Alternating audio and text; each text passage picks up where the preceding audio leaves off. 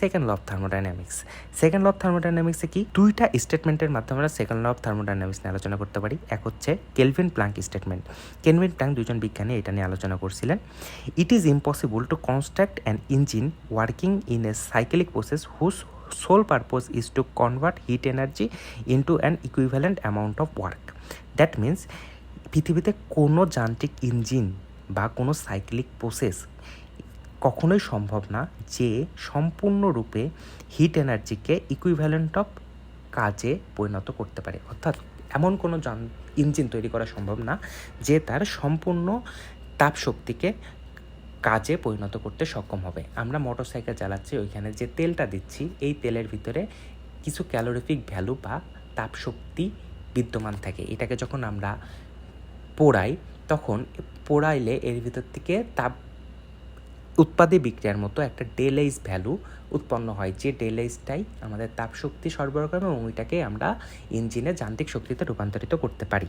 এখন এই যান্ত্রিক শক্তির পরিমাণ কখনোই ওই যে তাপ শক্তিটা উৎপন্ন হবে তার পুরোটা সমান হওয়া কখনো সম্ভব নয়। এমন কোনো ইঞ্জিন তৈরি করা পৃথিবীতে সম্ভব নয়। এই জন্যই আমরা যে কোনো ইঞ্জিনের এফিসিয়েন্সি 48% বা 70% এরকম দেখি, কখনো 100% এফিসিয়েন্ট ইঞ্জিন তৈরি করা পৃথিবীতে সম্ভব নয়। যদি সেটা সম্ভব হতো সেটাকে বলা হতো পারপেচুয়াল মোশন মেশিন 1। এই পারপেচুয়াল মোশন মেশিন নিয়ে অনেক ভিডিও আপনারা ইউটিউবে দেখতে পারবেন, বাট পৃথিবীতে পারপেচুয়াল মোশন মেশিন 100%লি কখনো তৈরি করা সম্ভব নয়। আমরা কাছাকাছি যাইতে পারি, আমরা 98 বা 99 পর্যন্ত যাইতে পারি, 100% কখনোই সম্ভব না।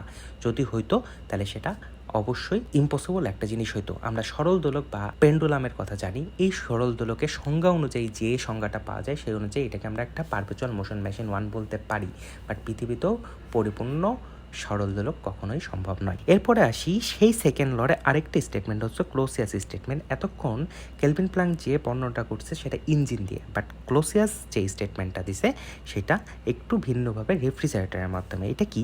ইট is impossible to for a self acting machine working in a cyclic process to transfer heat from a body at a lower temperature to a body at a higher temperature without the aid of an external energy. আমরা generally জানি যে তাপগতিবিদ্যার অন্যতম একটা কথা হচ্ছে যে তাপ সবসময় নিম্ন তাপমাত্রায় বস্তুর দিকে ধাবিত হয়, অর্থাৎ উচ্চ তাপমাত্রার স্থান থেকে নিম্ন তাপমাত্রার স্থানে ধাবিত হয়।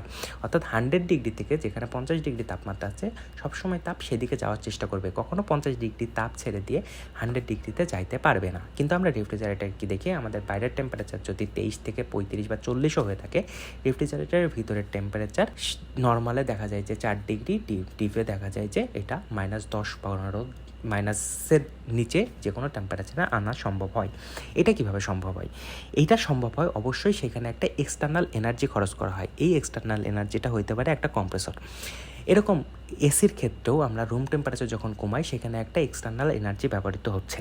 এটাই হচ্ছে ক্লোসিয়াসের স্টেটমেন্ট, যে কোনো এক্সটার্নাল এনার্জি ব্যতীত পৃথিবীতে কোনো জায়গা থেকে তাপ বের করে নিয়ে একটা নিম্ন তাপমাত্রা থেকে উচ্চ তাপমাত্রার দিকে ধাবিত করা এটা কখনোই সম্ভব না। এখানেই second law of thermodynamics engine এবং রেফ্রিজারেটর দুইটা মাধ্যমে প্রকাশ করা শেষ হলো। এরপর আসি third law of thermodynamics. Third law of thermodynamics হচ্ছে the entropy of a perfect crystal at absolute zero is exactly equal to zero. অর্থাৎ যে কোনো পারফেক্ট ক্রিস্টালের এনট্রপি তখনই জিরো হবে যখন এটা নিজে থেকেই অ্যাবসোলিউট জিরো। অর্থাৎ আমরা জানি যে কেলভিন স্কেলে -200, আমরা যখন জানি 0 ডিগ্রি সেলসিয়াস হচ্ছে 273 কেলভিন। আমরা যদি -273 ডিগ্রি সেলসিয়াসে যাই সেটা হয় 0 কেলভিন তাপমাত্রা। আমরা সেলসিয়াস স্কেলে মাইনাস দেখতে পেলেও কেলভিন স্কেলে কখনো মাইনাস দেখি না। কারণ হচ্ছে কেলভিন স্কেলটাই এমনভাবে দাঁড়ানো হয়েছে যে তাপমাত্রায় পৃথিবীর সকল বস্তুর আয়তন শূন্য হয়ে যায়, সেটাকে বলা হয় আমার। এবার আসি থার্ড ল অফ থার্মোডাইনামিক্স।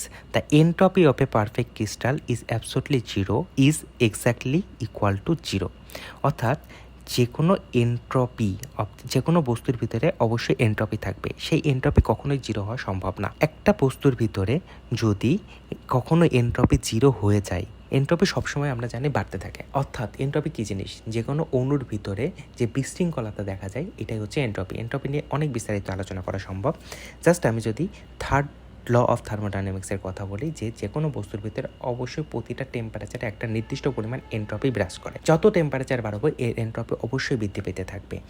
একটা বস্তুর ভিতরে এনট্রপি তখনই শূন্য করা সম্ভব বস্তুটা পারফেক্টলি ক্রিস্টাল হয়, এবং পারফেক্টলি ক্রিস্টাল মানে ওই ক্রিস্টালে ওই সলিড অংশে প্রতিটা অণুর ভিতরে কোনো ধরনের গতিশক্তি বা কাইনেটিক এনার্জি বিদ্যমান থাকবে না। এবং কাইনেটিক এনার্জি তখনই বিদ্যমান থাকবে না যখন ওর তাপমাত্রা 0 কেলভিন, অর্থাৎ কোনো রকমের তাপ ওর ভিতরে এক্সিস্ট করে না। যদি এইটা সম্ভব হয় তাহলেই সেটা পারফেক্টলি ক্রিস্টাল বলা যাবে এবং তার এনট্রপি হবে শূন্য। তাছাড়া পৃথিবীতে বা মহাবিশ্বে কোনো কিছুর এনট্রপি শূন্য হওয়া সম্ভব নয়। 0 kelvin temperature one kind of একটা ইম্পসিবল থিং, কারণ আমাদের পৃথিবীতে মহাবিশ্বে যত প্রকারের অণুপরমাণু আছে তাদের ভিতরে একটা নির্দিষ্ট পরিমাণ ফ্রিকোয়েন্সি বা গতিশক্তি বা কাইনেটিক এনার্জি বিদ্যমান থাকে। 0 ডিগ্রি সেলসিয়াস এবং 0 থেকে আমি যত মাইনাসের দিকে যাব এটাকে নেগেটিভ বলা হলো, অ্যাকচুয়ালি এটা নেগেটিভ না, তার ভিতরেও কিছু পরিমাণ এনার্জি বিদ্যমান থাকে। 0 ডিগ্রি মিনস পানির তাপমাত্রা, যেখানে পানি বরফ হইতে শুরু করে সেইটা 0, বাট তার নিচেও অনেক বস্তুই তরল থাকা সম্ভব। সো পৃথিবীতে 0 কেলভিন ব্যতীত কখনো এনট্রপি 0 হওয়া সম্ভব না। এটাই থার্মোডাইনামিক্সের থার্ড ল। এখন আসি জিরোথ ল কথাটা কেন আসছিল। জিরোথ ল আসছিল কারণ আমার প্রথমে first law, second law, third law এভাবে এগুলা আবিষ্কারিত হইতে থাকলেও জিরোথ লটা আসছে একটু পরে, সম্ভবত সেকেন্ড ল অফ থার্মোডাইনামিক্সের পরবর্তীতে। বাট এই জিরোথ ল অফ থার্মোডাইনামিক্সের সিগনিফিকেন্স এতটাই বেশি ছিল যে এটাকে অবশ্যই বলা চলে তাপগতিবিদ্যার শুরু বা তাপগতিবিদ্যার শুরুটাই এখানে। ধন্যবাদ এই পর্যন্তই। এরপরে এই টপিক্সের যদি আরও কোনো বিষয়ে যদি কারো কোশ্চেন থাকে করতে পারেন, আমি আস্তে আস্তে সবগুলোকে একত্রিত করার চেষ্টা করব।